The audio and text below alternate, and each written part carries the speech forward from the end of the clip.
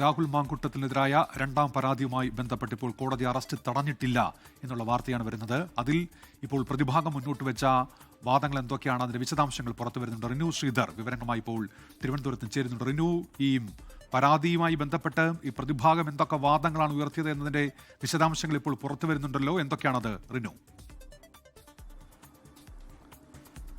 Unmesh, Thiruvananthapuram sessions കോടതിയിൽ പ്രതിഭാഗം മുന്നോട്ട് വെച്ച ഈ ജാമ്യാപേക്ഷയിലെ കൂടുതൽ വിവരങ്ങളാണ് നമുക്ക് ലഭിക്കുന്നത്. പരാതിക്കാരി ഉന്നയിച്ച മുഴുവൻ ആരോപണങ്ങളും വ്യാജവും ബാലിശവും രാഷ്ട്രീയ പ്രേരിതവുമാണ് എന്നുള്ളതാണ് രാഹുൽ മാങ്കൂട്ടത്തിൽ MLA-യുടെ ഈ ജാമ്യാപേക്ഷയിൽ പറയുന്നത്. കുറ്റകൃത്യം റിപ്പോർട്ട് ചെയ്യുന്നതിൽ 2 വർഷത്തെ കാലതാമസം ഉണ്ടായിട്ടുണ്ട് എന്നുള്ളതാണ് ഈ ജാമ്യഹർജിയിൽ പറയുന്നത്. അതുവരെ ഒരു തരത്തിലുള്ള നിയമപരമായിട്ടുള്ള പരാതിയും ഈ ആരോപിക്കുന്ന അയാൾ സ്ത്രീയാണോ പുരുഷനാണോ എന്ന് പോലും ഈ മെയിലിൽ കൃത്യമായി തന്നെ പറയുന്നില്ല എന്നുള്ളതാണ് ഈ ജാമ്യഹർജിയിൽ പറയുന്നത്. ഇരയെക്കുറിച്ചോ സംഭവ തീയതിയെക്കുറിച്ചോ സ്ഥലത്തെക്കുറിച്ചോ ഉള്ള വിവരങ്ങൾ ഇമെയിലിൽ നൽകുന്നില്ല. പരാതിക്കാരി പെൺകുട്ടിയാണോ അല്ലയോ എന്നും ആർക്കും അറിയില്ല എന്ന് കൂടി വാദിക്കുന്ന ഒരു സാഹചര്യമാണ് ഉള്ളത്. ഒരു തരത്തിലുള്ള ഐഡന്റിറ്റിയും ഇല്ലാതെയാണ് ഇത്തരത്തിലൊരു ഇമെയിൽ സന്ദേശം പോലീസിന് അല്ലെങ്കിൽ KPCC അധ്യക്ഷന് ലഭിച്ചത് എന്നുള്ളത് അടക്കമുള്ള കാര്യങ്ങളാണ് ഇതിൽ പറയുന്നത്. ആരോപണം പൂർണ്ണമായും അടിസ്ഥാനരഹിതമാണ്. കുറ്റം ചുമത്തുവാൻ തക്ക ഒരു തരത്തിലുള്ള തെളിവും ഇല്ല എന്നുള്ളതാണ് രാഹുൽ മാങ്കൂട്ടത്തിന് വേണ്ടി പ്രതിഭാഗം വക്കീൽ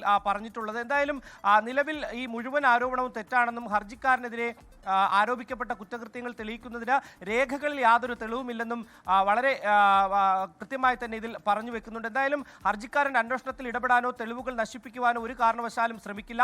അതുകൊണ്ട് തന്നെ ഈ കേസിന്റെ സുഗമമായ അന്വേഷണത്തിന് സഹകരിക്കുകയും ചെയ്യും. അതിനാൽ ജാമ്യത്തിന് കോടതി അനുമതി നൽകണം എന്നുള്ളൊരു അപേക്ഷ കൂടിയാണ് മുന്നോട്ട് വെക്കുന്നത്. പക്ഷേ ഒരു തരത്തിലും ഇത് വിശദമായിട്ടുള്ള ഒരു പരിഗണനയിലേക്ക് കോടതി പോയില്ല എന്നുള്ളതാണ് വസ്തുത. 8-ന് അല്ലെങ്കിൽ ഈ വരുന്ന തിങ്കളാഴ്ച വിശദമായിട്ടുള്ള ഒരു വാദം കേൾക്കും എന്നുള്ളതും നമുക്ക് വിവരം ലഭ്യമാണ്. എന്നാൽ താൽക്കാലികമായി അറസ്റ്റ് തടയാൻ പോലും നിലവിൽ കോടതി തയ്യാറായിട്ടില്ല എന്നുള്ളതാണ്. അതാണ് നമ്മൾ നേരത്തെ തന്നെ സൂചിപ്പിച്ചത്.